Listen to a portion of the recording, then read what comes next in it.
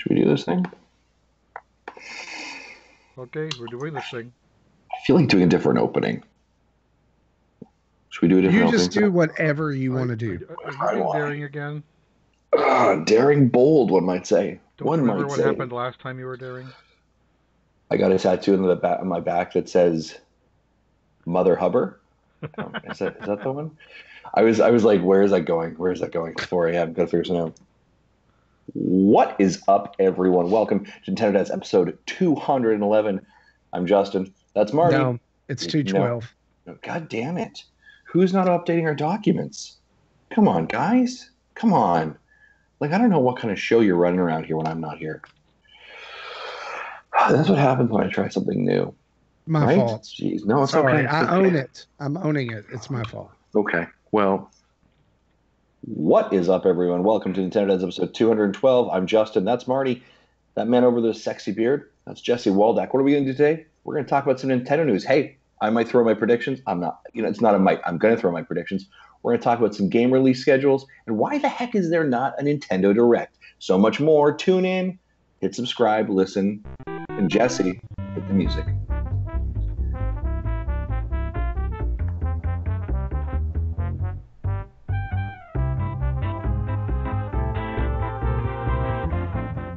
Hey, what's up, everybody? It is the Nintendo Dads coming at you with episode 212, as you've already heard Justin say.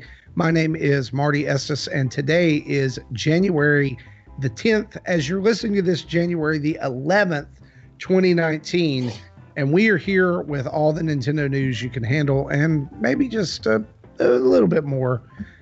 Sitting over here in the orange shirt that I love so much, rocking the beard, straight from Kansas City, Mr. Jesse Waldeck. How are you, buddy? Greetings, doing good. I have a funny story to share real quick. Go for it. During lunch, I went upstairs, got a bottle of, it was like a half of a 20 ounce of a Diet Dr. Pepper. Opened it up, took a drink, and I'm like, oh, something's wrong with this. It tastes like cough syrup or something. My wife's looking at me with a funny grin on her face. She goes, where'd you get that? I said, oh, top shelf of the fridge. She goes, oh, that had whiskey in it. Wow. I'm like, I hope. And the rest of Jesse's afternoon was fantastic. Right? No, I didn't feel anything. I don't drink. So that's why I noticed something was weird. But I didn't feel anything. It's just, of course you didn't. It just tasted awful. Speaking of whiskey. I thought you were going to say speaking of... I thought you were going to say Mr. Justin Masson, how are you, buddy? Speaking of tasting good? No, I thought you were going to say speaking of not feeling things. I was like, that's fine too. I'm emotionally dead inside. I appreciate that. It's good. I hope everyone enjoyed my stumble of an open. Right? It was kind of trying something new, trying something a bit different. I mean, after 212 episodes of kind of the same opening, I wanted to kind of give it a fun little flavor, much like your Dr. Pepper, a fun little flavor there, Jesse. And it just unfun. You know what I would say? Little, again, we're a parent. We're a family-friendly show. If you enjoy a little bit of a change to your whiskey, perhaps. Now, Ireland is known for their whiskey. I have become a bit more of a whiskey drinker since living here. So this is a little bit of people would have been enjoying the fun. Yeah, me unfun. Take a little bit of whiskey in a short cup, and then adding some ginger ale into it, and a couple slices of lime, and you've made yourself a whiskey ginger. And I will tell you, that is a beautiful, refreshing drink that I had several of during the holidays. Sounds like 3 layers of luck to me. This is Justin's drinking quarter. Thanks for attending. Speaking of the holidays, I like ginger with my food. I'm not a fan of drinking ginger. Justin, yes. I'm glad you're back because I haven't seen you since last year. That joke didn't go over last week's episode either. It shouldn't go over this episode. We're gonna work it into every episode. Here. Maybe when Zach comes back, we got Zach coming. Yeah, we got a couple of guests probably in the future, right? We got we'll bring on Roger and. We haven't seen you since last year. Hashtag dad jokes. Yeah, it's old. It's time. I had to. It's like a mandate, You have to okay. Do. Speaking of what else we have to do, Justin? Let's talk about some news. We do have to do that. We do. So let's get right into that, shall we? Let's do it.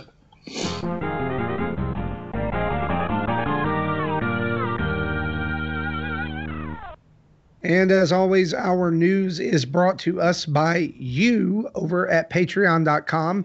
All of our patrons help each and every day and each and every month continue to support great Nintendo Dads content, just like the show, just like all kinds of other stuff, just like the brand new pre-show gaming that we just had right before the show, where we played some Mario Kart 8 Deluxe with some patrons.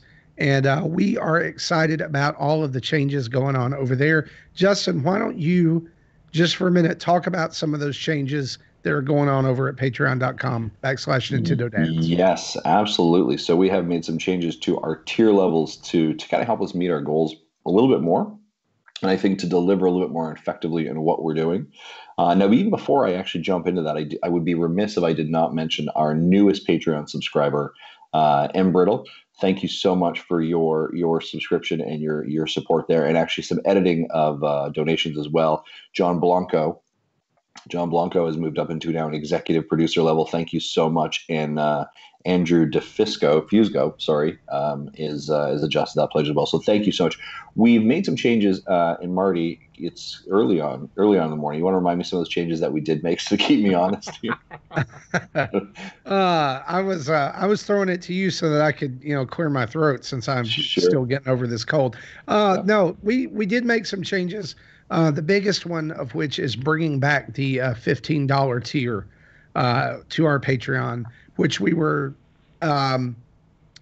asked by Patreon to get rid of not long ago because we were kind of breaking the rules. I can hear those air quotes again. Yeah, we were. I actually said that at work. I'm like, those are air quotes, aren't they? And she goes, I actually did them. How you could tell? So I can hear them. Basically, here's how the tiers at Patreon break down now. For $1 a month, you get access to the Discord server where we chat and hang out all day long. You get access to what's called the Animal Crossing Plaza, which is a collection of I guess what you would call introductory channels. Let Play is there, all of our console discussion, different things like that. You also get to officially be a Nintendo dad, mom, kid, bunny, piranha plant, whatever. Right?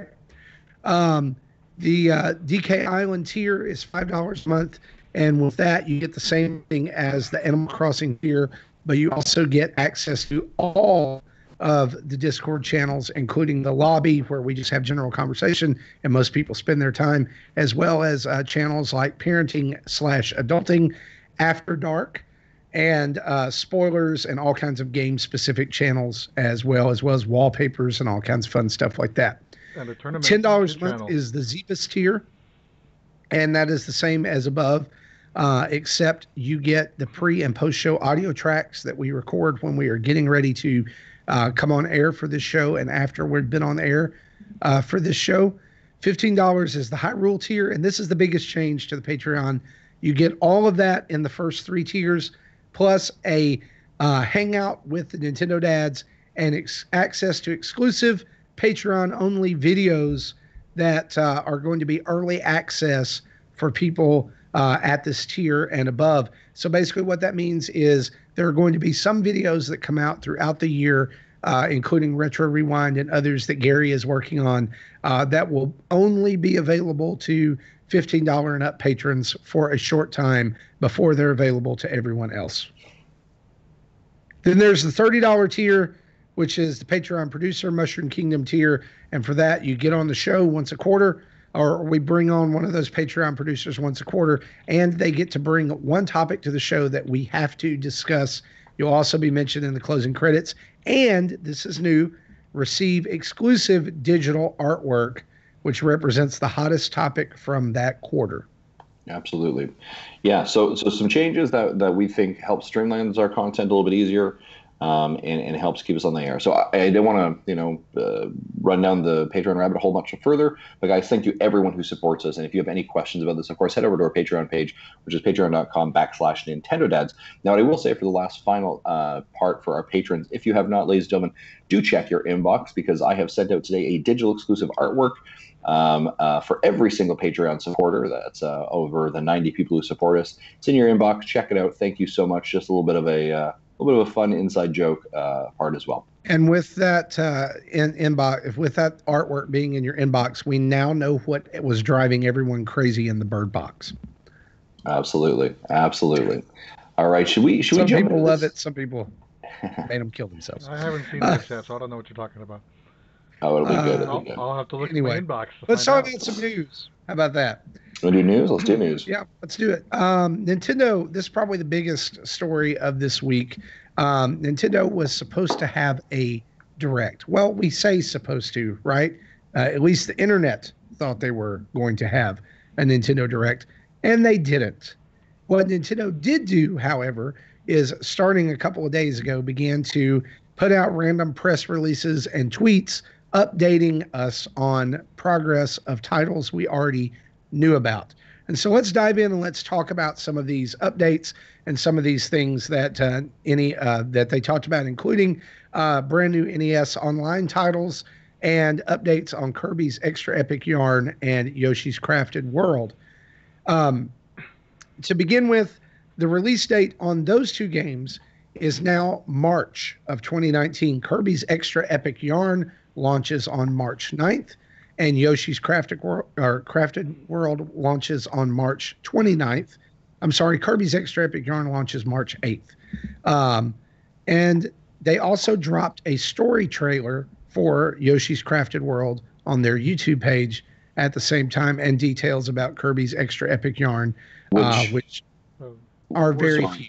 They use the word story loosely, I'm guessing. Yeah, guys, I'm really important that Nintendo. I'm thankful Nintendo released that, because I don't think without that 2-minute trailer of ahead, I would have been able to figure out the Crafted Yoshi storyline. It's just too complex for me. Yeah, well, it is some next level storytelling anyway. Yeah. Right. I mean, it's very very dark and deep and moody. Yeah, who would have thought that if you killed a Yoshi and stabbed it in its heart, it just oozes out green blood? I didn't think that, but I mean, sure enough, Nintendo shows us that in the trailer. Amazing. Did you see the same? I mean, they just went straight for the money shot. Exactly. So these games are going to be out in March. Justin, what do you like? Why did they do it this way? Why just press releases and little trailers? I could kind of understand it for Kirby's Extra Epic Yarn, seeing as how it's a port of a Wii game to the 3DS. But Yoshi's Crafted World should be a pretty big game for them, especially considering how much praise Yoshi's Woolly World got and how good it was. Yeah, didn't we see Crafted World like 2 E3s ago that had pretty detailed information, and then nothing for a year? Yeah, almost a year and a half. Crafted. Yeah, it kind of feels like in 2017. It kind of feels like they're not giving it its due here. So why do you think this is going on like this? Well, I think it's interesting, right? I actually think this requires us to take a step back and look a little bit more, not just in that press release, but the drips and drabs surrounding this week regarding the Nintendo Direct. And of course, we were one of the pundits or enthusiast groups that predicted that Direct would be coming. And this was kind of based on past history, in that in the last 2 years, Nintendo has had a Direct this week, actually, or communication or presentation this week. And the fact that the last communication or Direct that Nintendo's had with showing us what their content was, other than the November dedicated Smash Direct, I believe was October or September. So relatively quiet. The other component of it is that really, other than Super Mario U Deluxe Switch Edition that comes out tomorrow or today, we had no firm dates for any actual games by Nintendo. So this kind of led us to say Nintendo's very good of saying, hey, with very early on in the year, let me show you, let's provide to you kind of a roadmap of what we're going to be releasing in the next several months, up to E3 to get you hyped. And that's typically what they'll do. They'll show you the next 3 to 6 months of content to remind you, hey, it's on our radar. And there are a lot of games, a lot of hanging strings out there that Nintendo does need to answer. So, I mean, you think of games that, again, these are games that are known to have 2019 dates under them, but not an actual hard date, right? So a loose date. And so we think of stuff like Obviously, Yoshi is an example. Fire Emblem is an example. Animal Crossing, Luigi. Those are definite 2019 games, or that we've been shown. Been Nintendo has said 2019. Daemon X Machina is another example. And then you've got some other threads that are hanging out there, such as Metroid and Bayonetta, which we don't have an actual firm year on yet, but rather just hey, they're in production. So Nintendo has a pretty large slate of content available to us that we haven't shown. So it was logical, I think, to come to this point and say, hey, this is what we don't have information. We're looking to have that. The other component of information that we didn't have at that point either was the Nintendo Switch Online games that were coming to the NES system as well. Right. So there was a lot of kind of hanging kind of threads out there that said the timing, let's say, is relatively perfect for this. So in your commentary there, Marty, and I am kind of getting the point here in a couple moments though, but we knew that Yoshi was coming up, and I do think if we look at Yoshi from a content perspective, I think this direct would be heavy into Yoshi, right? It would kind of be, I use the word anchor or pillar to the direct. Like this need to be something you need to reveal. You need to start getting hype about it. You need to start having a conversation about it. You need to build some momentum. So I think that was definitely one that would kind of anchor down the direct, right? Then you've got the fact that, hey, we don't know what the NES online game is going to be for January, February, March. We don't know any of those games, so you need to start telling us those stories. Plus, hey, by the way, why don't you tell us about Kirby? There's that story. You've also got other indies that you could be promoting and talking about. So there's a bunch of kind of hanging threads there. Now, what we also saw then this week is yesterday, and this is kind of spoiling the lead, I guess, a little bit, or this week we've seen a bunch of other games officially get announced that were relatively big ones. Dragon's Dogma is launching on March 23rd. Final Fantasy XII, The Zodiac Age, is coming to Switch on April 30th. And Final Fantasy X and 12 are coming on April 16th. Now, those three games alone, you could have put in a Nintendo Direct and said, by the way, here are the dates for this, this, and this. So it feels like there may have actually been something on the horizon or direct planned, and then either fell apart and they said, well, just PR, press release everything out. So I wonder if something just kind of fell apart at the last minute. Again, just where these were placed in the week, how they were announced, makes me think that there was something bigger that just kind of fell apart last minute. I do suspect that we will get a direct from Nintendo in the coming weeks. Maybe it's the end of January, maybe it's beginning of February, to begin telling that story, right? They need to begin setting up what we need to begin to kind of get excited for 2019. And again, this will bring us up to E3. They're not going to really show us anything beyond E3. But I would say, is there a first party or third party game in February? There typically is a first party game in February that I think usually gets us excited. So where is that game? Again, if we're thinking the first half of this year, I do suspect we're going to get Fire Emblem. I suspect that's going to be in May. Yeah, I think early May. Yeah. And then I think I'm willing to bet you that we're going to get a Mario sports multiplayer-esque game of some sort around June, around the E3 marker as well. So then you've got other hanging threads out there, like, you've got Wargroove, you've got Super Meat Boy Forever, you've got a ton of indie content and a ton of third parties who are now jumping on board as well, that's supporting it. So it doesn't feel like it's a lack of content. It's more the messaging and structure around that content that they need to kind of sort out. But we wave here as Nintendo enthusiasts and fans and say, like, where's our director? But Nintendo will control their own messaging when they do. And again, I don't think this indicates it's a dangerous year for Nintendo or is anything's in trouble for 2019. Just a different approach that I would have thought they would have done as a direct. Yeah, I'm actually surprised that the two Final Fantasy games are coming out so close to each other. Yeah. And I'm kind of surprised that they're leading with those. Mm-hmm. Well, I'm not, because 7 and 9, well, 9's kind of been redone a few times, and I think both of them are still coming out in other systems, so they're just not fully ready yet. But 12 has been out on PS4 in 2017, and X and X2 was on PS3 and Vita, so they're still had a fresh version of the code baking around. I'm not surprised that they're first, but if I didn't play Final Fantasy 12 in 2017, I'd be interested. But I'm not worried to play that again. So it's okay. I'm thinking about maybe getting the XX2 and play, because I still have never played X2, even though I bought it 3 times. So I'll buy it again and actually play it this time. Before this week, when they put out these tweets about this and dropped the press releases, especially about Kirby's Extra Epic Yarn, I had forgotten that game is coming out. Yeah, it's been interesting their kind of tale with Kirby, and how they got to where they are, right? And I think to your point, well, I mean, it was originally revealed, like I said, in E3 2017. So we're almost 2 years, right? We're at least 18 months since that initial conversation around it. So it does feel like, maybe, has it been overbaked? What's the deal with it exactly? So it'll be interesting to see what Nintendo finally reveals when it does the final launch with it. Do you think that because Bowser's Inside Story is coming out tomorrow as well for the 3DS? Do you and Kirby is now coming out in March? How many more 3DS releases do you think we'll see in 2019? Because I know that you're one of those people who are like, it's got to keep going. They're gonna keep going with it.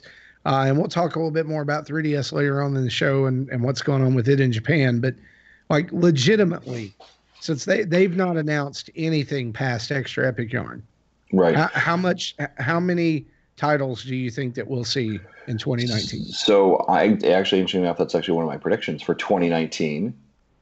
That is one of my predictions in relation to the 3DS. I think you will see approximately, no more than seven 3DS games being launched in 2019. And you're like, whoa, Justin, 7? That's outrageous. Well, we already know of Mario and Luigi, we already know of Epic Yarn, and we already know of Yokai Watch 3. Oh yeah, that's out there. So that's 3. So will Nintendo release 4 more 3DS games in 2019? Yep. No. Yep. No. It's a coin toss. How many did they release in 2018? I'm sorry, my statement is less than 7. Less than 7. 2018, I'd have to go back in the count, but I think they were near the same number. Were they not? I'm checking. I'm checking our release schedule. Mario and Luigi. See if I can get a quick Superstar Saga. There was Dylan's Rolling Western. Yeah. WarioWare Gold. Yeah. Did Samus Returns come out in 2018? No, it was the year before. Okay, so that was the year before. So there's 3. Royale. Kirby Battle Royale. Okay. Luigi. Yeah, Luigi's Mansion. That's 5. Did you count Detective Pikachu? Detective Pikachu, set 6. 6. Does that really count though, since it had been out for so long in Japan? Yeah, it's a North American release. Okay. Yeah, I don't think I 7 would probably be the cap with less than 7 potentially. Treasure Tracker. Mm-hmm. Oh yeah, Captain Toad Treasure Tracker. You're right. 7. There's 7 right there. WarioWare Gold. I mentioned that one already. Okay. Two copies of Yokai Watch Blasters. Yokai Watch Blasters. That's right. Came out. Luigi's Mansion. Yeah. Mention that. Yeah, that's okay. That's all of them. Okay, so 8. So 7 or less is a fair assessment. I'll give you that. And you don't potentially think that maybe the November Pokemon game might also have a 3DS launch? No. Absolutely not. Considering how much has been made over the fact that the Pokemon Company CEO said that developing this for the Switch was hard for them, as they had to learn to make the transition over. I don't think that they'll try to do 2 games. Absolutely not. And let's just go ahead and talk about 2 games, just not 2 systems. Yeah, right. Let's just go ahead and talk about this. Nintendo Life reported earlier this week that the 3DS is dying a slow death in Japan, as titles are beginning to sell. These are AAA. These are Nintendo first-party titles. Titles are selling less than 10,000 units in their opening week of sales. Yeah, I heard like Persona Q2 didn't sell hardly anything. Though, yeah, that's niche, but still, it's Japan, the land of niche. Well, exactly. And So I'm pulling up this article right now as we talk about this, because I want to throw some numbers out here. Recent figures from Famitsu. This is what the article said: show that Mario and Luigi, Bowser's Inside Story and Bowser Jr.'s Journey, launched in the region just after Christmas and only managed to shift 9,178 copies in the opening week.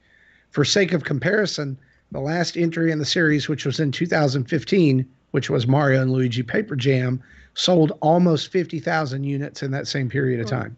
So what games are they comparing? Bowser's Inside Story and Mario and Luigi Paper Jam. Yeah, so it's a remake, so yeah, I can see why people aren't interested in it as much as when it was new in the DS. And as I said before, people will go ape about new hardware still, but they don't want the software. They want to play it on the Switch. Well, and alternately here, let's look at this one. Luigi's Mansion has only sold 82,000 copies in just over 2 months on sale in Japan. Remake. Despite the fact that they're but they're hyping for Luigi's Mansion 3 though. Well, and that's a new game that will sell well. Dengeki reports that on its launch day, Luigi's Mansion sold through only 20% of its initial shipment.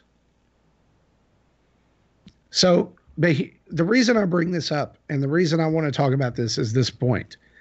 I don't think that Nintendo is going to release any more new games for 3DS. I think they're going to be ports, or I think that they're going to be versions of games that are also being released on the Switch at the same time, like Captain Toad, like Sushi Striker. If that's the case, why not just let it go? Games that are ported from the Wii U, those probably still sell well because, again, no one bought the Wii U. But they're going to port all the Wii U games to the Switch. There's 100 million because they're selling like gangbusters. 130 million DSs out there. You know, remake one of those games, people have already played them. Those are remakes that are needed to be remade. But the thing is, besides Captain Toad Treasure Tracker, they're not putting any games from the Wii U on the 3DS. Right, but those are the only games that will probably sell. Any other types of ports won't, is the issue. They haven't gotten that yet. They probably have now. I'm going to say it now. I'm going to throw this out here. I don't think Kirby's Extra Epic Yarn is going to do well at all. No, because it's a port. But that's my point. Is what's left if Justin's prediction is true? It's a port of a Wii U game, so that gives it a little bit of an edge because again, no one bought the Wii U. No, it's a port of a Wii game. It's part of a Wii game. Oh, then it won't sell. It tells you how much I play Kirby games. That's the thing is like, say Justin's prediction is true. Let's just lean into that. 7 games. And 7 games so far we're getting Yokai Watch 3, that's a new game. We're getting they'll sell 60,000 Extra Epic Yarn total. What? 7 games that'll sell 60,000 copies. Right. We're getting Extra Epic Yarn and we're getting Mario and Luigi. Those are 2 remakes and 1 new game. If the other 4 are ports or remakes, why even bother? Like, I get the install base is there, but if they're not selling, and it's not even selling in Japan, where 3DS used to reign supreme, then I just even they've converted to the Switch. They want their software Switch. Yeah. I mean, it just doesn't make sense. Like, I know that people listen to the show and they think that I hate the 3DS, but I don't, because when I wasn't playing my Wii U, because there were no games, the 3DS was the thing that kept my Nintendo love alive. You know, because at least there was a schedule of releases there for the most part, things that I got excited about. But I just don't want to carry around 2 portables. Right. You know, there's no point. One of my predictions from last week was that there will be a 3DS successor separate from the Switch, but I don't know how well it'll do because they're competing with their own market. Right. I mean, Nintendo has kind of eliminated competition here to the point that there is no market for handheld. Well, because the Switch is cannibalizing their market. Right. They've cannibalized their own market, but I don't want to keep beating on this kind of dead horse, but like when you've got an install base as large as you do for the 3DS, Please you know, understand. you need to ensure that the, installment base for the Switch has surpassed that. You are not going to just kill off something because it's not because here's the thing, despite the fact that it's not selling, the games aren't selling great, you still have a revenue stream coming in from the 3DS. Regardless of whether the new games are selling well, there are so many 3DSs still in the wild. You went out, you're an example of this, Marty. You went out and you bought Luigi, right? I did because I like that game. There you go. So guess what? There's a ton of other Nintendo fans out there who like games like that who might go out and install. So if we can put out a game every once in a while that makes you trigger on that game, guess what? That's money in their pocket, right? I agree with that. And that money allows them to be successful in other areas. Is it dying? Yes. Do I think this next year, 2019, is its last year? Maybe, right? But you're not going to, like, if everyone's expecting for like the president or Reggie to walk and be like, officially, June 1st, the 3DS is dead. Let's all have a party. That's not going to happen. It will be a slow sunset on it. They will, have 3DS sales, and they'll have eShop sales because they want that continual stream of revenue coming in. Okay. Money is money. I know money is money, but I think they can make more money if they'll just go ahead and say, Switch is it. We're going to remake Luigi's Mansion, and we're going to put it on the Switch for $60. Come buy it. I will. Same people who are popping $30 or $40 on the 3DS to buy Luigi's Mansion because it's nostalgia, because they love that game, are going to spend the extra $20 and buy it on the Switch. Marty, give your head a shake. They're going to make you do that again in 3 years from now. You're right about that. Nintendo is artful at making you buy games you have already paid for several times before. They're going to release the Luigi's Definitive Edition trilogy in 4 years from now, where it has all of them on one cart that you're playing, and you'll be like, "Oh, I'm going to buy that." That's exactly what's going to happen. Yeah, well, I think I counted. I owned Zelda 2 at one point or another 6 times over. And then we're getting it again next week. Yeah. Right. Anyway, Tim off in the chat says, for the love of God, they need a system for kids who aren't old enough for the Switch, don't they? Yep. And I said, yeah, that's why I think there will be a handheld successor, but it won't sell as well because adults won't want it. This will be it's, now... Device. Yeah. Now, it is interesting, since we've come off the holidays, the amount of kids that I know, and I'm saying this loosely, between the ages of 8 and 10 who got Nintendo Switches for Christmas. Is quite high, but I still think you need that entry level safe kind of system, and there's the kicker. No kid wants a 3DS. They don't. No, probably not. No kid that knows. No kid that I know, and I work with kids on a weekly basis. No kid that I know is saying, "Man, I got a 3DS for Christmas, and it's awesome." Yeah. No, you know what they're all saying? I got a Switch, and it rocks. Yeah. So why? I get it. They hear, and this is my thing. I know Nintendo is a family company, and I know we sit and we talk about the family aspect of this, but Microsoft and Sony kill it without having a console for kids. They and they play the PlayStation and they play the Xbox. Okay. Tim says in a new successor they need a new name. So they need to get out of the Wii moniker. They need to get out of the DS. It needs, yeah. They need to get out of everything. You're grinning like I'm an idiot. Well, I don't want them to go. I don't want them to go Switch Junior because that's just stupid. We circle this like every 4 weeks about the death of the 3DS. And one of these days you'll all realize how long it is for this system to still be alive. And that's about as often as you're on the show, Justin. Yeah, but the problem is you are only advocating from this as a fanboy. You are not advocating or thinking of from a business perspective where money is good, right? Because here's the thing: you can leave the Switch, you can leave the 3DS alive, you don't need to put a gravestone on it and still put out games. And guess what? People are still going to buy it. People are still, so if you can still bring money in through that channel and it's low effort and low work, then guess what? You're still going to use that revenue. They are not going to kill a system that they are still making money on, like actively making money on. It doesn't make sense. And you don't have an install rate high enough yet for the Switch. Now, if the Switch can say you're at 60,000 install, right? If you can create or match the number closer to the 3DS, then they may say yes, fully out. But I still think if you look at Nintendo's way of the company, they will always have a kid entry device. Now, Jesse, you're right. It may be that. They may have a kid-friendly Switch Junior. We'll use that moniker for now, shall we? That fills that gap. They may absolutely, and there are pundits out there that think that could occur. I don't say they're wrong, but they're not going to kill the 3DS until they introduce that idea as well, right? You will never see this as a standalone by itself where they only have one system, right? If the 3DS or Switch Junior exists, that they're going to introduce the Switch Junior, then they're going to kill off the 3DS. And so long as idiots like us buy a game on a 3DS every year, one or two, Well, they're making money. it's not as much the games. It's whenever they put out a special edition, and all the people go nuts over the hardware.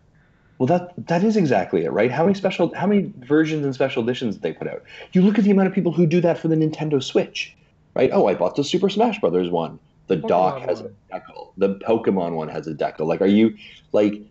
The Smash one has the cross on the controller. It's low-hanging fruit. And if the president of the company has to stand up there and talk about their returns and their stock, and they're saying, by the way, to their investors and saying, by the way, we're going to kill the device that has a higher install base than the other device by at least 100%, it is madness. Until that is fully dead, until they have literally squeezed the financial life out of the 3DS and they aren't making any more pennies off that thing, they're not killing it yet. As much as you may hate it and wish it to die, it will still exist.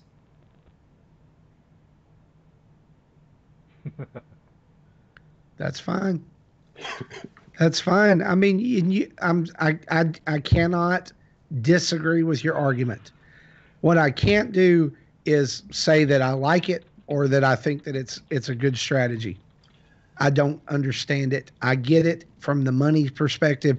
That's fine. What I don't understand from the non-money perspective is that you are using manpower and you are using ideas and you are continuing to shovel software onto a system of diminishing returns. Yeah, and I agree. And here's the thing, Marty, is I agree with that.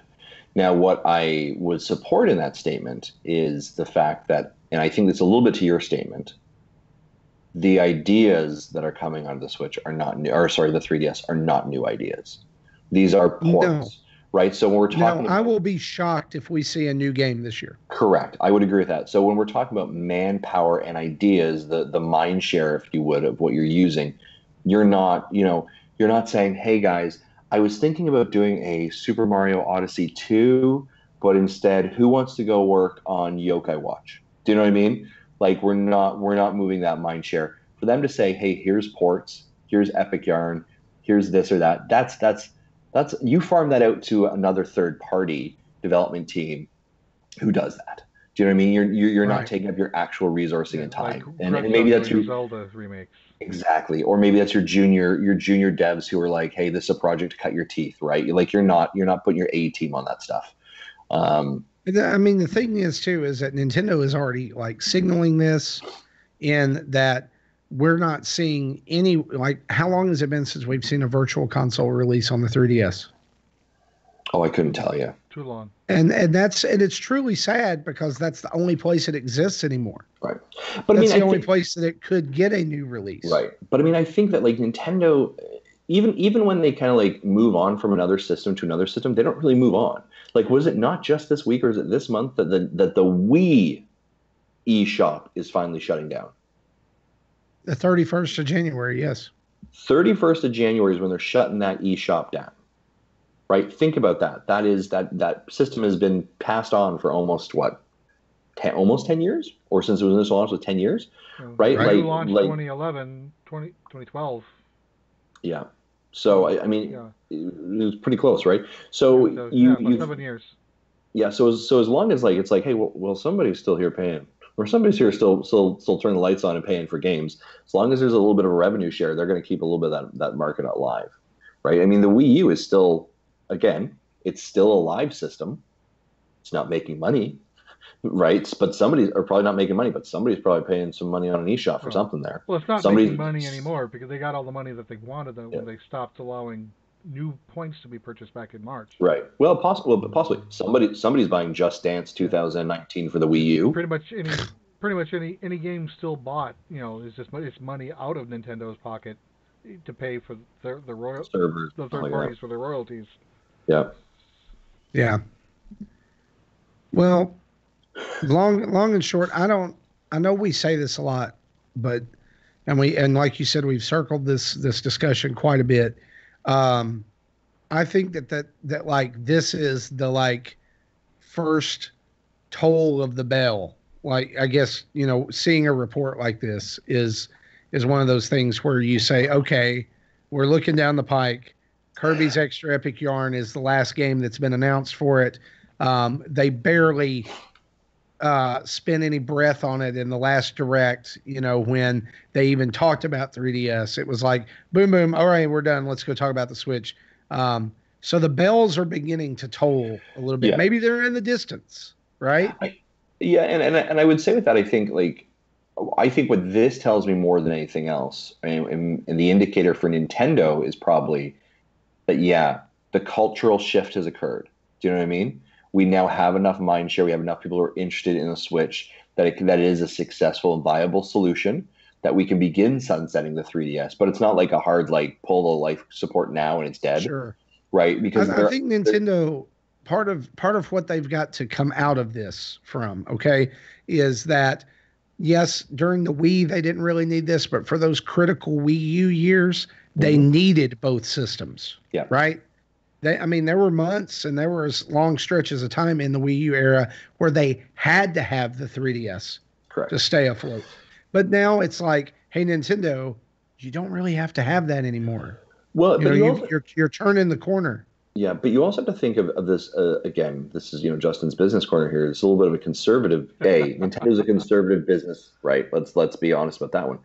But imagine this: if you kill off the 3DS and just say we're just going with the Switch, this will be the first time in over 25 years that Nintendo has not had two systems, one being portable and one being home console, that are running at the same time, bring in different revenue streams, which allows for Nintendo to be successful. To your point, when the Wii U was failing and burning, right, they were able to still have a fair enough revenue and income coming off the 3DS because they have two streams.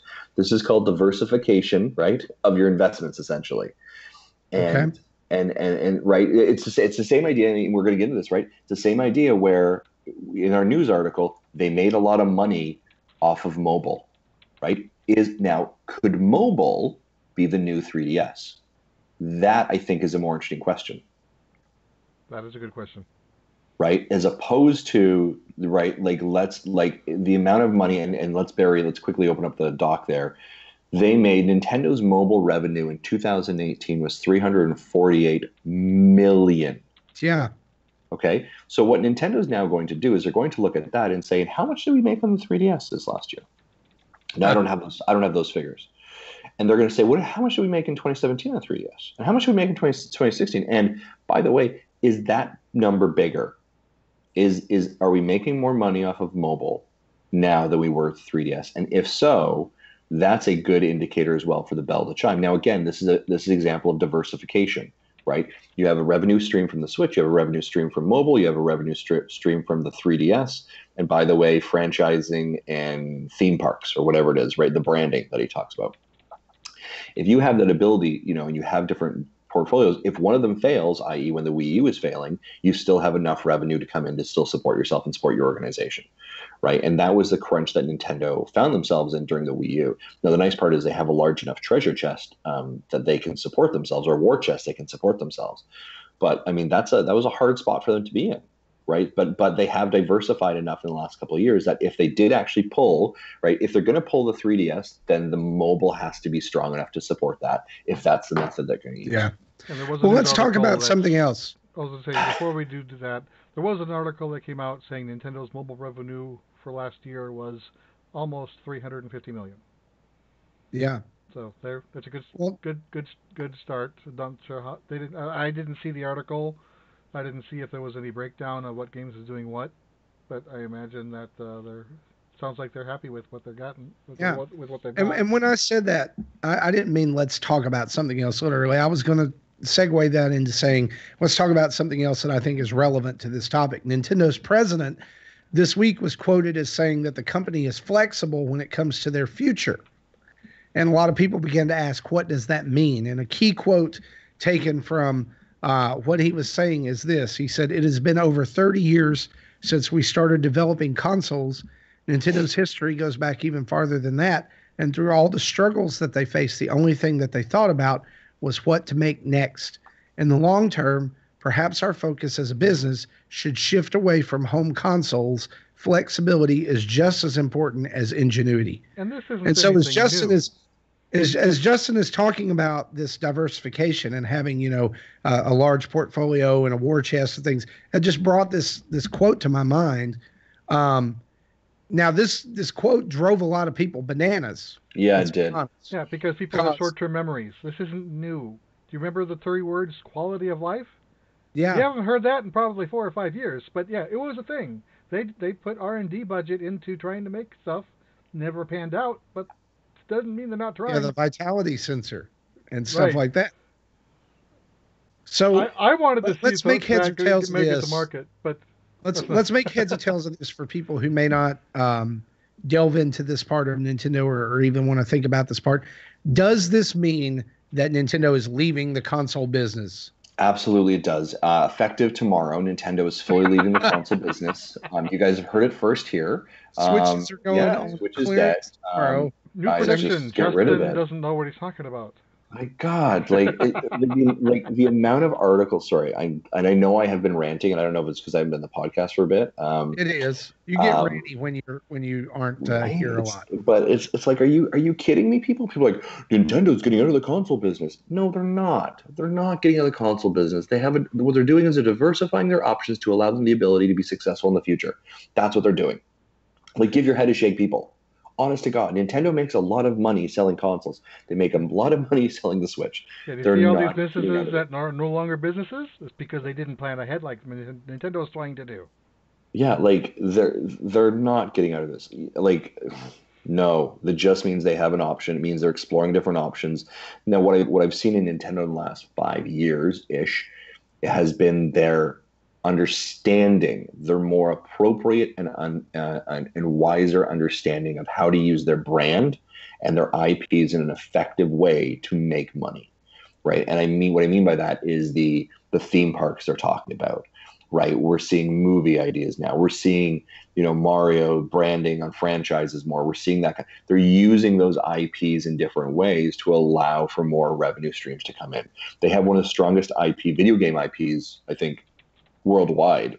I would argue anyone has probably a stronger IP list than them.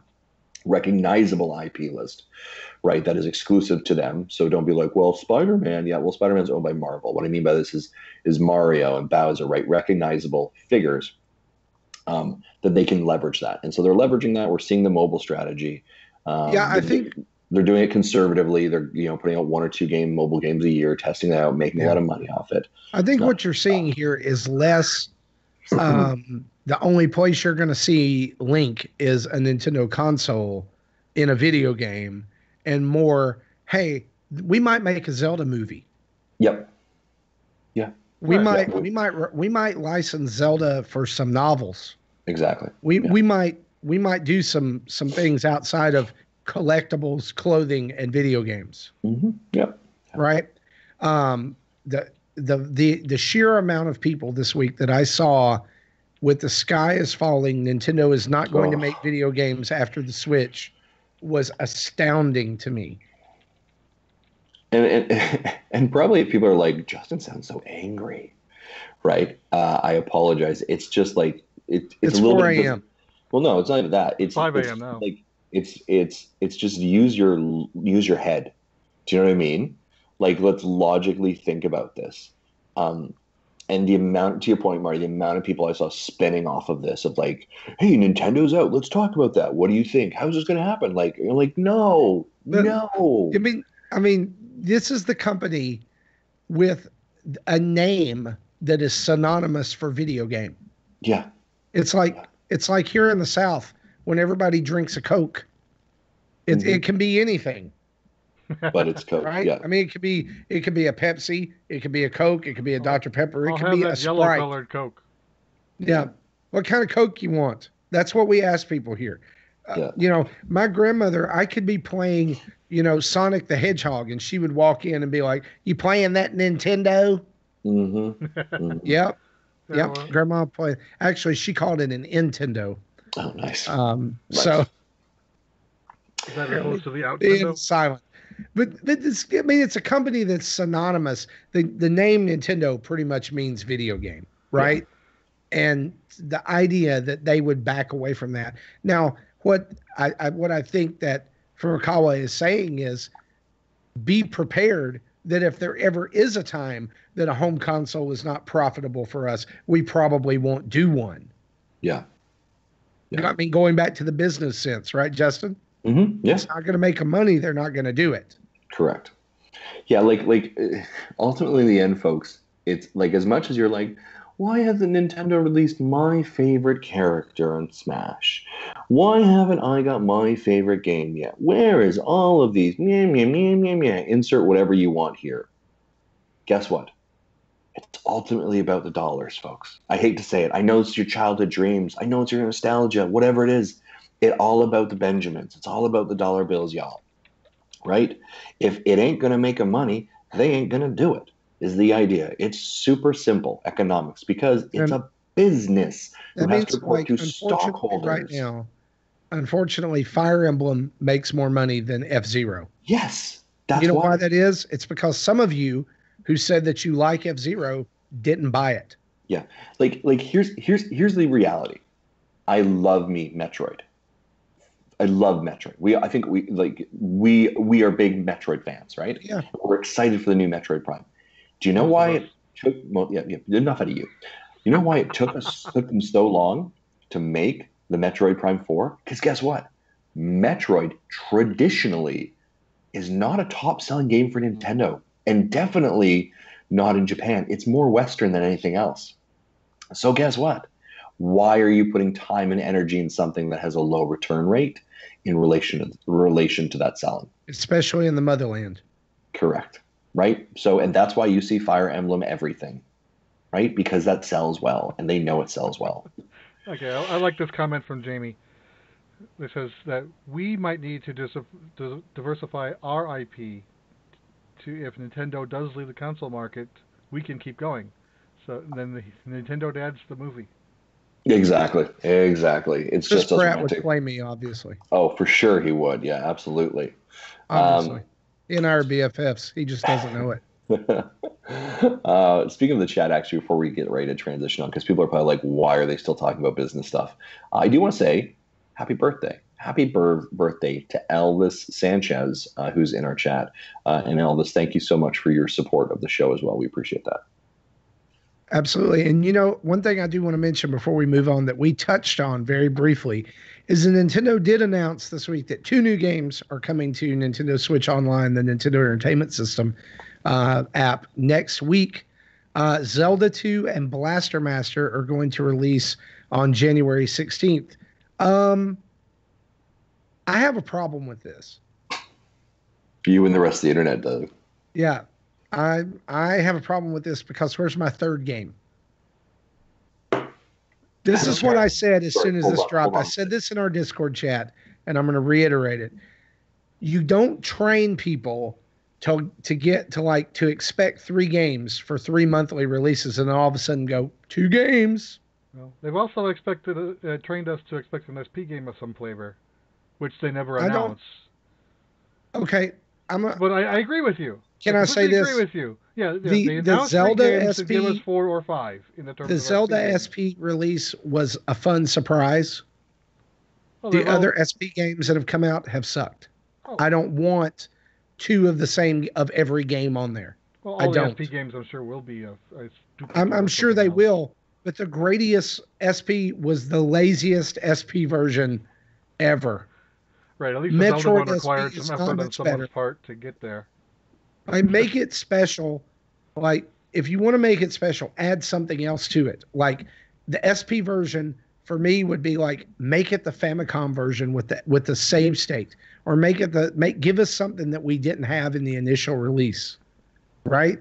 I know that I know that there's not much you can do unless you put like dev time into it, but like give us the Zelda SP, like make it the one that has the extra audio layer for the Famicom version or something like Well, that. we can just download the Famicom version. Well, I know that, but for those of us who don't have a Japanese Switch account or whatever, all I'm saying is that if it's just going to be like 2 from now on, that's a little lame. And like, where's Super Mario Brothers 2?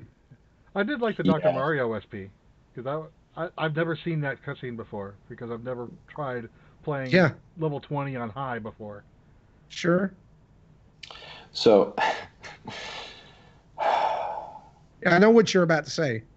It's $20 a year, guys. Why complain? No. I got distracted by something shiny. I apologize. I actually like to your point. Actually, I guess he's not looking at my forehead. no. I actually agree with you here, Marty. I'm not gonna.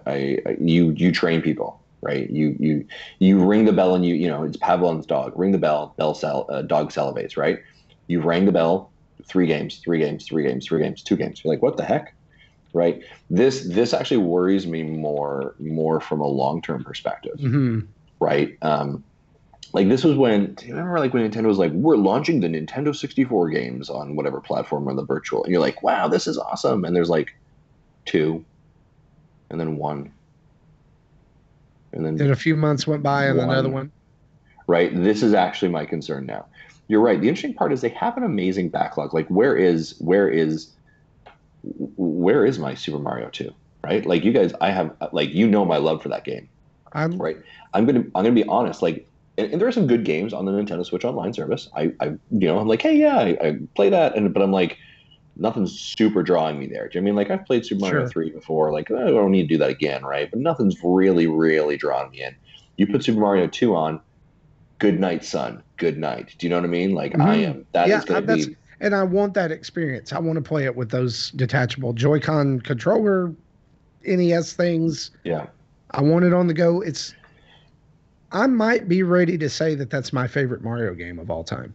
Really? Like it? Yeah. Like see you and the I. Absence of it. Because see, here's the thing: when I had the Wii U and it was available, yeah, I would pop in and I would play it, and I would pop in and I would play it almost as much as I would pop in and play Mega Man 2. Yeah, I think I made the statement on Sean Capri's We the Gamercast when I was on there a long time ago. That I have bought that game on every console that I have been able to have. Yeah.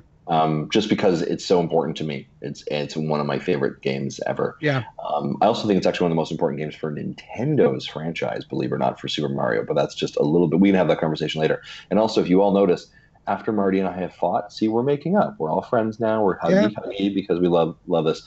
The reason I laughed is I want to. We were having this conversation about Nintendo and the console, and I go and refresh my podcasts, and I listen to NBC. And NBC's title of this week's episode is "Will Nintendo Stop Making Consoles?" ?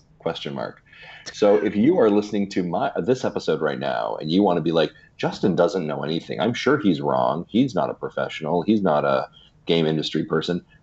I'm willing to bet you go over and listen to NBC if you want like professional insider opinion, and it's going to probably mirror exactly what I just said or what we just said. And if not, I don't know. Again, I don't want to be like, I have that episode in my backlog. I just haven't listened to it yet. And this isn't me trying to gloat and say like we're right, but if you listen to them, if you're not believing me, because I suspect that we're on the same page on that one. I would say we're not far off. Yeah. How did we get here? This is a rant. I don't know, but the last thing I know is we were talking about how badly it sucks that they're giving us 2 games in January and not 3. Yep. Exactly. Here's Justin, the point that you brought up, and we'll close it out on this, I think is an important one. And that is, you said this worries you about the future of this service. And I think that that's my big concern is that, we had a solid, 20 got released the first month, and then we had 3, which was really 4, right? Every month we had 4 a month with the SP releases. And 1 month Japan actually had 5 games. They had 2 SP games in a month. Yeah. Oh, wow. So we had the SP, we had SPs for 3 months, so 4. So now we're up to 32 titles, and then now all of a sudden we're down to 2. Which, if this is following tradition, we're gonna get a SP version, which will make the 3. Yep. But what I guess the question I had was, well, are we gonna get 2 SPs? Yeah. Are we gonna, and the thing that's disappointing in that for me is that at least if I'm getting 3 games, I'm getting 3 new games. Correct. I'm not just getting an SP version of a game I already have that I may not play anyway. Yeah, how many SPs do we have now? Because, I mean, you're essentially, like if you've got, and again, I don't know the numbers, so I'm just taking a look at the system right now. If you've got 30 games on there and 5 of them are SPs, right, then you've got about a 15% are not new content, right? And I think that's the thing is, I'm looking at this now, 1, 2, 3, 4. We have 4 SPs. We have Zelda, Gradius, Dr. Mario, and Metroid. Yeah, it's concerning, right? Like I'm a little bit worried about it, to be completely honest. I'm also worried about this, like, will these games eventually expire off the system? So what I mean by that is, right, I mean, if we use the... Is there going to be a point where they're like, soccer has been available for a year? Yeah, it's gone now, right? When we use like the Netflix kind of analogy that we've talked about, Netflix removes videos or movies after a certain amount of time. Yeah, can we all of a sudden get mail in June? Have a chance of it when the licensing agreement expires? Yeah. Sure. First party games, I doubt it. Do you think for any chance a second there, Jesse, that Nintendo might take back something that they currently own as an IP and then say, hey, if you really like this, if you want, hit now to purchase it for a euro, a pound, and it's yours permanently? Really? Really? And again, I don't want to try to make it sound like Nintendo's an evil company. How we originally thought this was going to be when they made it sound like the games were only going to be available month to month, and then if we wanted to keep it, we had to buy it. I'm kind of glad that didn't happen. Yeah. I mean, on one hand, I'm glad we're getting Zelda 2 because I think that's an underrated game. I do like that game, even though it's really, really hard. I'm glad to be able to get the end section trying to get to the final dungeon and couldn't make it. I'm glad to get the chance to play it again, and especially play it on the go. I think it's an important game for the Zelda franchise. But where's that third game?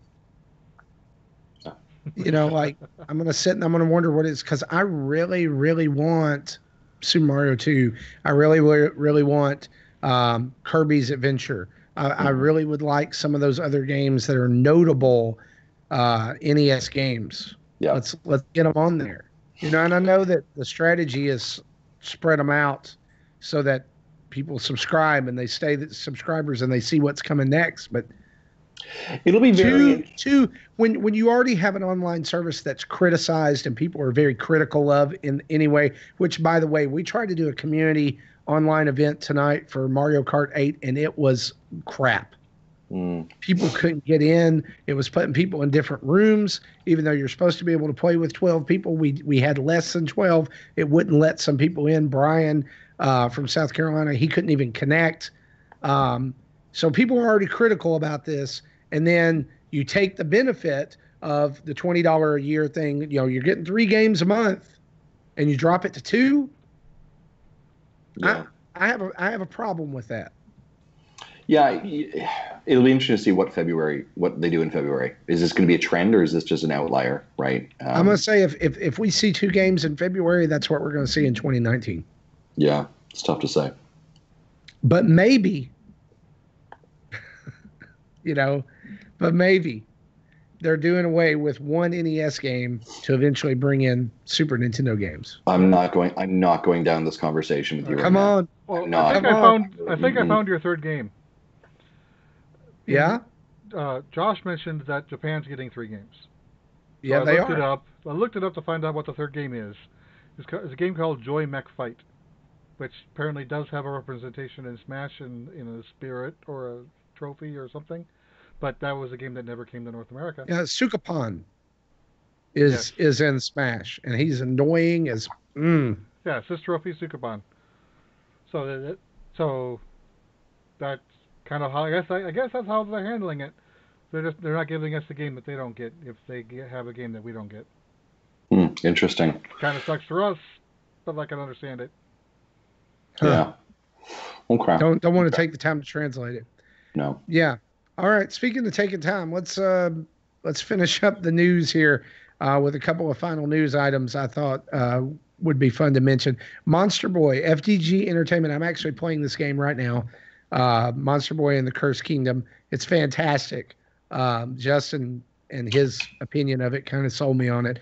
But FDG Entertainment reported this week that Monster Boy has sold 8 times more on the Switch than the PS4 and Xbox One units combined, which is an insane number. Not surprising. No, it's a Switch effect, right? We've seen it with Blossom Tale. Yeah. Well, We've seen it with lots of other titles. I've said this before. Nintendo has Switch owners and Wii U and 3DS owners kind of trained to check eShop and buy digital content. The other 2, not as much. They give away free content digitally, but that's what people go for, but they don't actually go out and try to buy digital content. Yeah. Yeah. Yeah, not a huge shock, right? In this game, and I think that the more and more stories we always hear about even when it's dual console, right? Is that people like taking games like this on the go, right? Easy, accessible games. So it's not a huge shock. This is a game that even just the type of game and the presentation of the game is straight up a Nintendo game, right? Yeah. I mean, like, this is a game you would expect to see on a Nintendo console. Yeah. For those of you that might miss the title again, that one is Monster Boy, and that did come out in December. One of my top picks, actually, and I'm having a great time. I had to skip it in December due to money, but sure. I'm glad that I picked it up. Man, it's gorgeous. Yeah, absolutely. We'll talk about it a little bit more in the show. Pokemon Go news. This weekend, there will be a community Pokemon Go event that will spawn Totodiles from 2 p.m. to 5 p.m. Eastern. If it is evolved into Feraligatr up until 6 p.m., it will have the exclusive move Hydro Cannon that is only available at this time. Lures are going to last 3 hours instead of 30 minutes, and egg incubators will have 4 times the effectiveness when you place an egg in the incubator at that time. Existing eggs do not apply. And then on the 19th, starting the 19th, limited research tasks will be available that will spawn a Phoebus when completed. I don't think that's a real Pokemon. It is. Phoebus? Yes. Okay. Am I saying that right? Yes. How would you say it? Don't ask. Just move on. Wobble Puppet? Yeah. Wobble Puffet? Wobble Buffet? There it is. You son of a... Anyway, you also get a chance at a shiny Phoebus. Phoebus can evolve into a Milotic after walking its 40 kilometers, spinning 100. These aren't even real words you're saying. Like, just give it up. Milotic, Wobble Puppet. That's why I don't read the Pokemon section. Phoebus can evolve into a Milotic after walking as a buddy for 20 kilometers and then spending 100 candies. Yeah.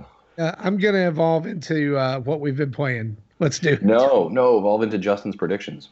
Oh, I'm sorry. We almost forgot your predictions since you couldn't. Literally, people are here for the predictions. Please understand. Justin, what are your predictions for 2019? By the way, let's just go ahead and say it so you can rub it in that you were the most right. You were the most right, and you had some scary clairvoyance, especially about Luigi's Mansion. Damn right I was. Damn right. So let's hear those 2019 predictions from you. I want to take this moment. Thank you, my loyal listeners and fans, for showing up to my predictions today. I appreciate that. So kind of you to be here. If you want to take a pen and paper and write these down, because you can bring these right to the bank, ladies and gentlemen. These are the 2019 Justin Mass and the 2018 champions predictions for Nintendo. Buckle in, folks. Here we go. All right. Prediction number 1. You will get more DLC announced for titles in 2019. That's like saying I'm going to eat bacon in 2019. That is the most vague prediction. Yeah, I'm successful there by shall be more digital content in 2019. He plans on keeping that title. Exact, damn right I do. But what I mean by that is that you will see more of your first-party games continue to get DLC. I'm going to be bold, and I'm going to say specifically Mario Odyssey DLC. You will see in 2019 Mario Odyssey DLC. That's just because you made a video about it. like Nintendo listens to my videos, although I think sometimes I do. My next prediction is that Pikmin 4 will be hinted or teased this year. And for bonus points, I think specifically at E3, we may get a teaser video or a trailer or an image logo. I think we are, and that is going to be a 2020 game. That will not be a 2019. I do believe Pikmin last week, did we? I think somebody did. I don't know. Maybe. I think it was already teased years ago. Thank you, Jamie. Yeah, years ago. I thought it was done years ago. Miyamoto's like, Pikmin 4 is done. I think you will see Overwatch come to the Nintendo Switch. I think this will also be E3. And I also believe you will see Fortnite Save the World come to the Nintendo Switch. My next prediction is that there will be less than 7 3DS games in 2019 available.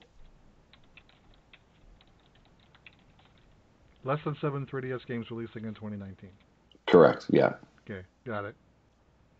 I also believe that you will considerably see more third parties get on board with Nintendo. So this is going to be the year of like the third party gates opening wide, and you're going to see a ton of third party games hitting the Switch, and you're going to hear more day and date. Like this game will be with same date, same release as this. It's not a question anymore about bringing it to the Switch. It's coming to the Switch, and is it coming the same day as everyone else? My other prediction there is that you will get a Mario multiplayer sports game in June of 2019. We won't know about this game for the next couple of months. I suspect it'll be either a monster, Mario Sluggers, Mario Golf, Mario Soccer, something like that. I really wish it was going to be that like volleyball wrestling hybrid that they showed off for the, at one point for like late Wii, early Wii U. Yeah. The other components I will say here as well is we will get a Metroid Prime trilogy. And that will be, and I'm going to say, so we're going to get it in 2019. I'm going to say the launch window for that is going to be August of 2019. What was the other one I had? Is there any other ones I had? You said this is Prime 4? No, this is Prime Trilogy. Prime Trilogy. Yeah, Prime Trilogy. I'm taking a little bit of like large swings at the fences too. What else is the other one I had? I think that's it. I think those are my predictions. It's a solid list. I think so. It's a little safe. You think so? In some places. The Mario sports title is not safe at all. Yep. Let's try to think. There's the other ones. The Mario Odyssey DLC is not safe. Okay, I'll walk that back. It's not all that safe. Any other ones? I think you'll see. I was going to say, like I called last year Amiibo certain numbers. I don't think I'm going to call that one just because it's actually a little bit of like we know some of those things because of the Smash DLC amiibos. You can kind of do the math and figure out. Yeah, I think I did that exact thing last week. Yeah, I don't want to do that one. Oh, sorry. Super Nintendo online Nintendo games will be coming in 2019. You're agreeing with mine. Yeah, I do think that will come this year. I don't think we are going to get a classics this year, so no classics in 2019. I don't think any of us mentioned that. Yeah, I don't think we any of were us said that we would get a avoiding that classic. one. And we're going to get 2 Nintendo mobile games. We know one of them definitely will be Mario Kart. Oh, and I believe that Mario Kart for the Switch will be teased for 2020. Whether now, sorry, let me clarify that as well. That could be potentially DLC, or that could be a new Mario Kart. More Mario Kart is coming to the actual Switch, not just the mobile device. Yeah. So I have a post prediction. Like, this one was not on mine, but it is something that I have been preoccupied with over the last week that I cannot quit, and I have to say it. I have to blurt it. And I really think it's going to happen. And here it is. I predict that Pokemon will be delayed. Ooh.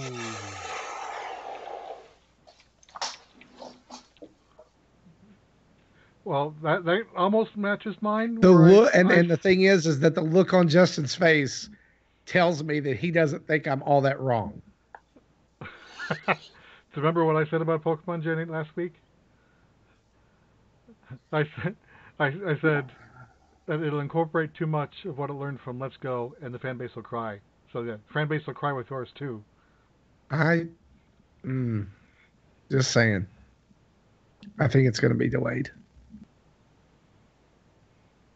That'll be a fun one to see if you're right or wrong.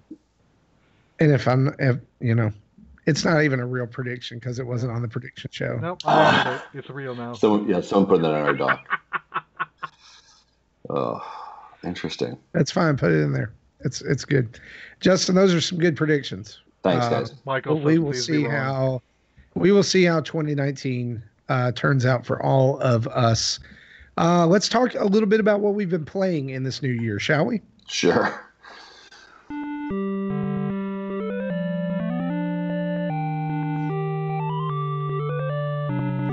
I think it's been a month since I pushed that button. That's right. And since it's been a while since Mr. Masson has got to be with us, Justin, we're going to start with you He was this probably week. on the last time I pushed that button. Sure. Yeah. What have you been playing? So I have kind of made a New Year's resolutions, folks. You know how a lot of people, especially in January, go through like, hey, I'm setting a New Year's resolution to lose weight, and I'm on some juice diets, and I'm cleansing myself, and I'm not drinking for January. I am doing a backlog cleanse, is what I'm doing. Unless you get mystery whiskey in your Dr. Pepper. Yeah, exactly. There's that too, right? But I'm doing a backlog cleanse. So what I'm trying to do is finish off some games that have been sitting in my docket for 2019. So I have two. So like gaming resolution is backlog docket or backlog cleanup. And the second resolution is expanding my video game palette. And what I mean by that is that traditionally, you're going to play a Picross game. When I'm not that stupid. Oh. When Jesse talks about some of the games he's interested in, like Picross, I would, that's not for me. It's not for me. So I've decided that I'm going to try and expand some of my video game horizons and try different games. So a couple of games I picked up, I have not yet officially started playing with them, include Diablo 3. I'm still laughing at my joke. And Xenoblade Chronicles, right? So you guys have kind of known. And so these were two games, one in 2017, one in 2018, that were very popular. The kind of the mind share people had expressed a lot of interest in, and I never decided to jump into because those are not just in games. So I'm going to, in 2019, try games that are not just in games and try and increase my scope a little bit. Now, that is separate of what I've been playing a little bit. But what I have been playing is I've been trying to clean a little bit of my backlog. So I've been playing The Messenger. and going to start free to play. Start playing Fire Emblem. I don't know, Michael. Let's not talk crazy now. We'll see how that looks. All right. But I'm playing the Messenger, playing my backlog. Love the Messenger. I know they have met the Kind of Funny team at their Kind of Funny showcase announced that there's DLC coming in 2019. So I wanted to make sure that I had finished the game prior to that for the DLC as well. So playing a little bit of the Messenger. The other game I'm playing, and now, so you might be saying, well, hold on, Justin, that's a new game. What are you saying? There are times that we are also given review copies that we need to do work on. So, and that is not just kind of like, hey, I'm picking it because I really enjoy it. The other game I have been playing or played a bit of was Hive Jump. And this is available now on the Nintendo Switch eShop. And this is, I feel like someone at a pitch meeting said, what would Starship Troopers look like if it was a video game, 2D or side-scrolling platform, a platform procedurally generated 16-bit game. I was gonna say, wasn't this a video game at one point? Exactly, it was in the vein of Contra, and that is Hive Jump, and it's definitely encouraged. You can play one player, but I think it is definitely one of those games that 4-player party is probably a little bit more fun around it. But your objective is to kind of clear out these levels of alien bugs, and you're this kind of like trooper with a blaster, and it's very interesting because one of the primary things is it just uses your ZLZR as kind of your jump and your fire, and it's a game that, again, I think it's fun to play. I think it's like $10 on the eShop. If you're looking for something different, I think it's worth maybe some time or picking it up. I don't think it's the best, greatest game in the world, but it's fun. It does its job to get you going. We do have a video of a Let's Play up on the channel if you want to check that up on our YouTube channel as well. But Hive Jump has been what I've been playing, and yeah, it was all right. Awesome. Jesse, what about, man, you got a kind of long list here. Tell us about some of these games you've been playing. Yeah, Jesse, you got to trim that down, buddy. Some of these games have been sitting in this dock for 3 weeks, so I won't talk long on some of them. So last time I talked about a game, I talked about Phantasy Star. I started to play them on the Switch. I had since finished it, and my thoughts are, it's got a very good start, and it seems logical and straightforward. You get to a point, you get stuck, you have to go somewhere else, get an item to unlock where you need to go, etc. When you get to about 2/3, halfway-ish, it just seems to all fall apart. And unless you're playing it with a walkthrough, you have no idea what you're doing. And the other thing that caught me off guard, throughout the entire game, you always know how many hit points your enemy has, except for the final boss.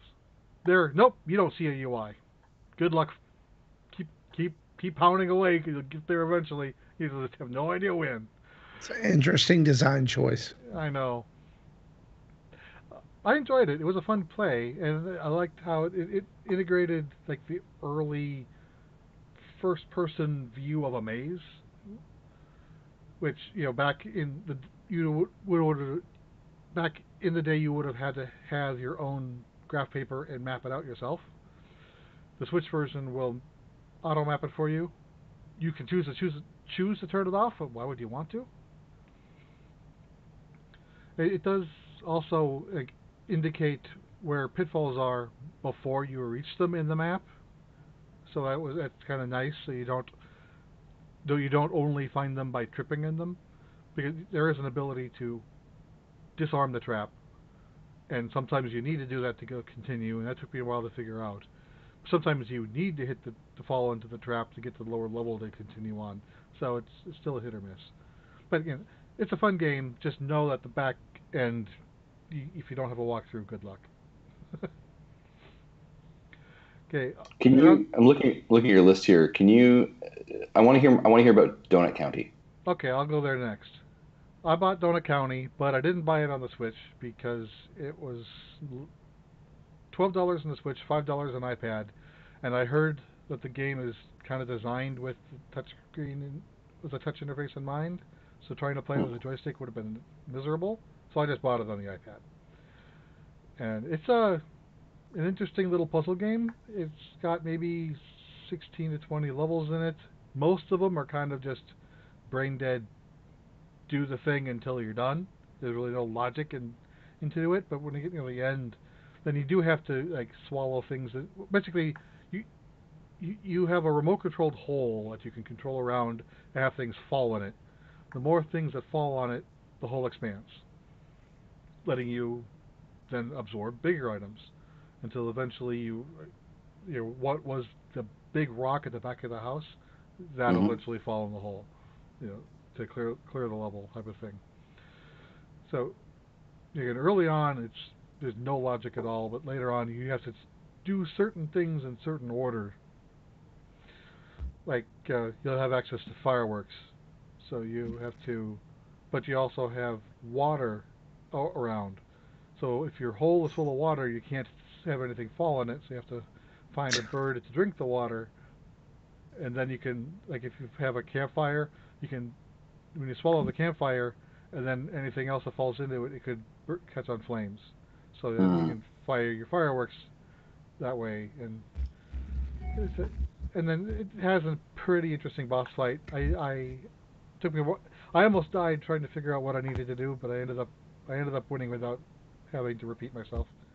So. It sounds very Katamari Damacy kind of thing. It is, kind of. in a way, but like it's more of a, you do this and you drop this in the hole, which causes this to happen, which then will allow you to go here, which will then allow you to do that, especially in those levels with water and fire and different things like this. I played this over Thanksgiving break on my iPhone. I was not really taken with it. I don't know. I found the characters really annoying.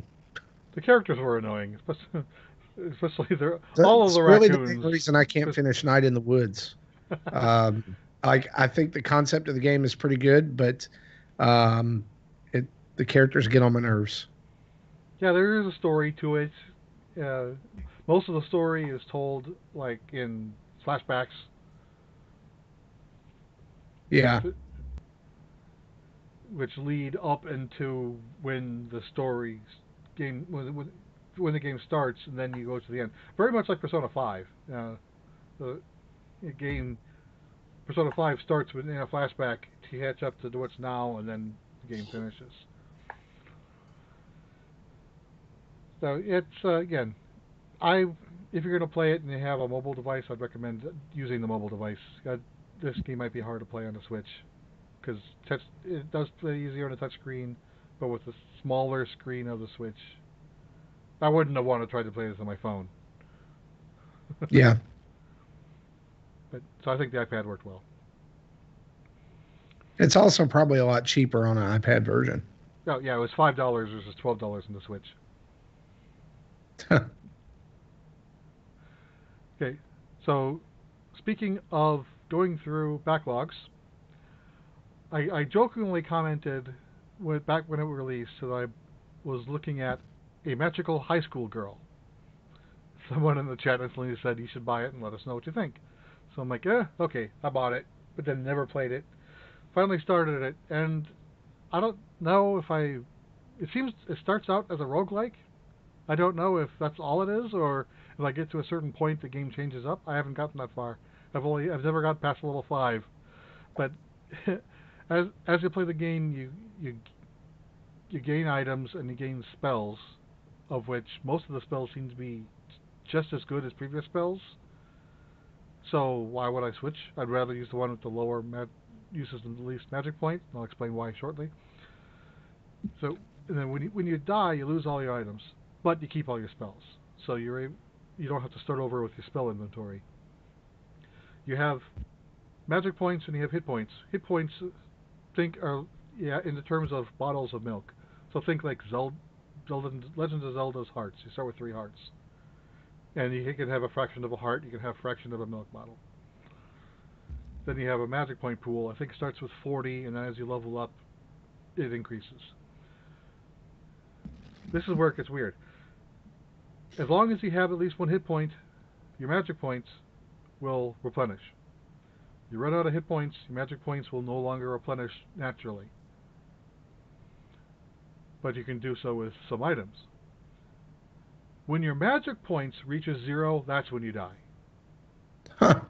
So it took me a while to get my head wrapped around that one. And then when you get to around level 4 or 5, you're dealing with higher hit point monsters that requires either stronger spells to kill or 2 attacks with your weaker spells. But then you're using more of your mana to cast the spells, putting you more at risk of death. So I'm like, I don't know where the balance is. I haven't found it yet. So again, I was wanted to look through a walkthrough just to see what more in this game is, or if this is it. I just have to get to level N and I win, or is there more to it once I get past this section? I haven't gotten that far yet. Okay. So if you're into roguelikes, give it a try. I know Marty is. I have traditionally not enjoyed roguelikes. But just because it has more of an anime style, that's kind of if kept me Nintendo playing. allowed us to have folders on our Switches, I would have an entire folder labeled roguelike. If one of these days they'll remember. Speaking of folders, the last game I've been playing is Pick-a-Pix Pieces, which originally started out being the Christmas demo, which they released first, back before Christmas. So Pick-a-Pix Pieces is just like Pick-a-Pix Color, except for when you solve a puzzle, it's a small part of a larger puzzle. So before, every puzzle is its own picture and that's it. But now you start out with like a 3x4 grid of 12 puzzles, and then I think I'm working on a 4x6 puzzle, so it's 24 puzzles, each of 15x15. So that alone will take me 2 or 3 hours to do.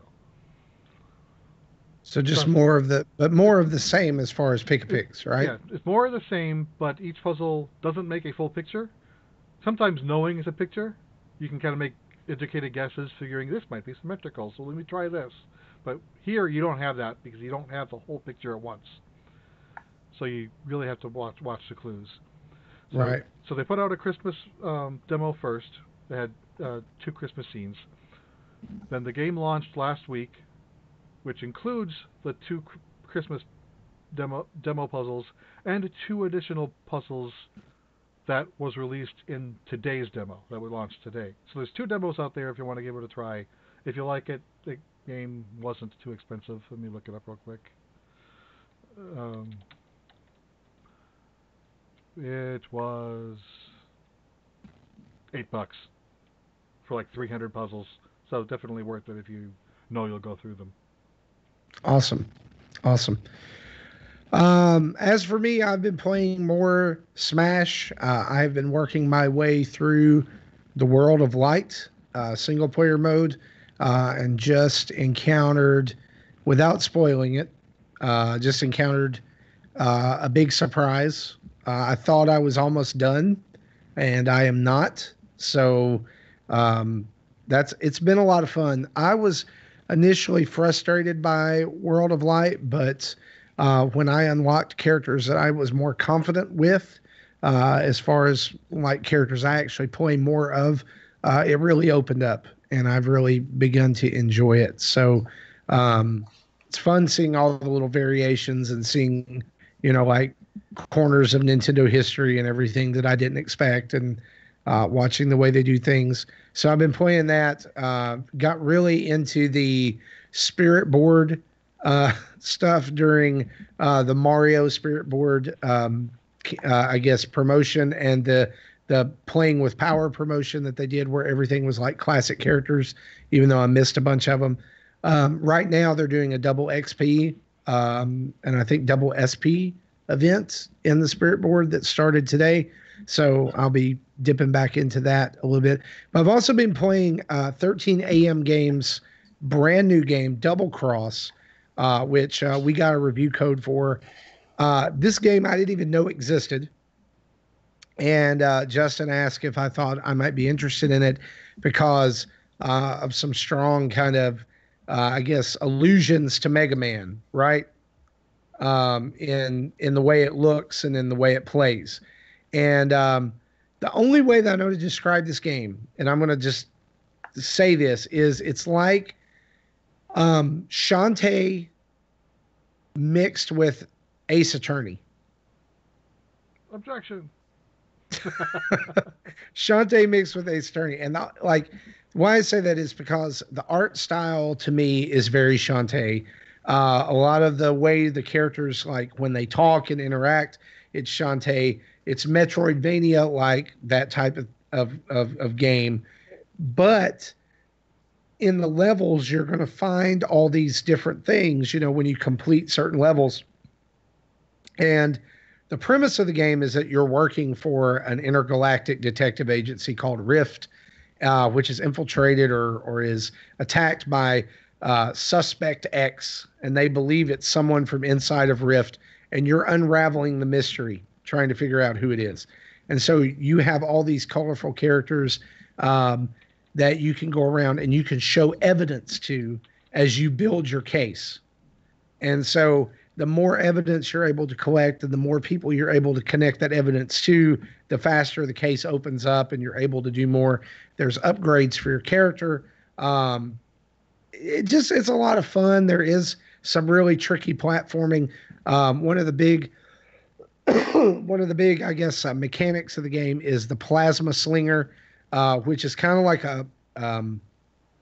it's like the plasma beam in Metroid, where you can latch onto things and you can swing with it, except this one like pulls you to them. So you can like sling yourself over gaps, or you can like catch something shot. that kinda, but also that like you can use it to catch things that are being thrown at you and then throw them back. Oh, okay, that's cool. So there's some combat mechanic that comes with it too. For the most part, the game is pretty solid. I have found some things that probably will get ironed out with patches. It's a little jumpy, little frame rate dips in places. Also, there are parts of it that can be pretty repetitive. The combat is pretty repetitive. And it's really not all that hard. I mean, they just kind of throw these enemies at you and you beat them up and you knock them off the platform and boom, there you go. You do unlock upgrades by finding these like purple upgrade stones in the worlds, and that will help you level up and actually be able to use different attacks and different techniques and things like that. But so far, I haven't put about 3-4 hours into it. It's a pretty solid game. I think it's a good game. It's good to see 13 AM, kind of branch out and try something completely different after Runbow. It would have been easy to make like Runbow 2, but this is a completely different game for them. And there's a video of it over on our YouTube channel if you want to go check it out. It's like it's a 20-minute video. It's an entire level of Reptaria, which is one of the 3 levels that you're able to go to in the very beginning. There's the Thunderdome and Gootopia and Reptaria, all of which have different unique looks and challenges and different things you've got to do there. I recommend it. And right now it's 25% off on the eShop as a launch special. So if Shantae mixed with Detective, normal price is $20. Yeah. If Shantae mixed with Ace Attorney detective type work sounds appealing to you, you should run over there. And I might give that one a look. Yeah. I actually do think you would like it. So that's what I've been playing. Cool. All right. Let's move into our final little part of the show here, the community spotlight. Do it.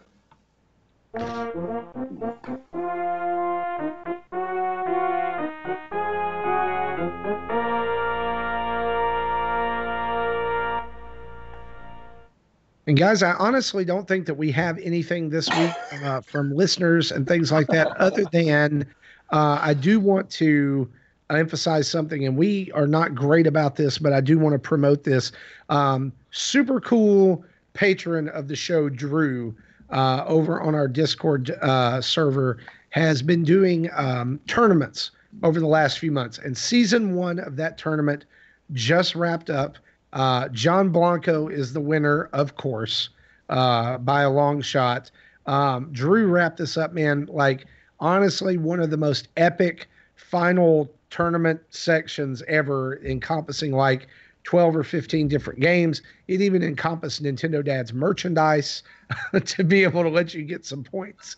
But that just wrapped up. And right now, season 2 has begun. And if you are a patron of the show, go over and check out the Let's Play channel on our Discord so that you can get in. And the tournament right now is Smash Brothers. And all the details are there in an image in the Let's Play channel. But shout out to Drew. Thanks for organizing these tournaments and being so great and kind of being the NDAD's game master, if you will. He also helped organize the pre-show gaming event tonight that we're going to try to have, on a weekly, semi-weekly basis. And so we just wanted to say shout out to him and shout out to others who are participating in that. Go over and get yourself some of that tournament action. Don't miss out on it at all. Guys, I think that's our show. Yeah, I think so. A couple of things that I would want to what was I thinking here? Oh, public service announcement. If you are in the UK region, the EU region, and you have been looking forward to getting some new amiibo, so this is the Piranha Plant, the Sea Ice Climber, and the King K. Rool. Those are now available on the Nintendo UK shop online. There is a 1 per limit order, so make sure that you go in there and check that out now. Those will move fast and they run out of stock quickly, so if that is something that interests you, do it. Do it indeed. What's going on over here? Sorry. Got something in the chat going on there. Let's just see. Let's see here, guys. Anything else that we can think of? No. I think that's it. Hold on. You had a couple of public service announcements. I did. That was my one, and then my notifications woke up at 6 o'clock, and everything just flooded my laptop, so I can't see what's going on over here. Hold on a second here. Isn't that great? Okay. Nope. Okay. All right. Well, guys, we're going to close out episode 212 of Nintendo Dads this way. We want to say huge thanks to our 4 Patreon producers, Chris Mears, John Blanco, Dave Ernsberger, and Timothy Off, as well as all of our patrons all the way down from the $30 level to the $1 level. You guys are awesome. We could not do this without you, and thank you so much for getting us ever closer this week to 100 patrons over on Patreon. We are 9 away. Interested to see who number 100 is going to be. You can head over to patreon.com/Nintendo Dads to support us anywhere from $1 a month all the way up. Some amazing rewards over there. Thanks to you and the rest of our community. You can follow us on social media at Nintendo Dads. That's Twitter, Facebook, Instagram, Twitch, YouTube. Wherever we're at, just search Nintendo Dads, and we are there. You can email us at nintendodads@gmail.com. You can even call in and leave us a voicemail at 929-25-NDADS, or that's 929-256-3237. And if you want to buy some sweet Nintendo Dads merchandise, go over to tiny.cc/Nintendo Dads store, which is all lowercase, and you can find some really cool stuff over there for you and your loved ones. Big thanks to OC Remix for the music used throughout the show, and thanks to Carter Johnson and Adam Leonard for all the sweet art that we use on a weekly basis. For me, for Justin, and for Jesse, this has been episode 212 of the Nintendo Dads. Bye-bye.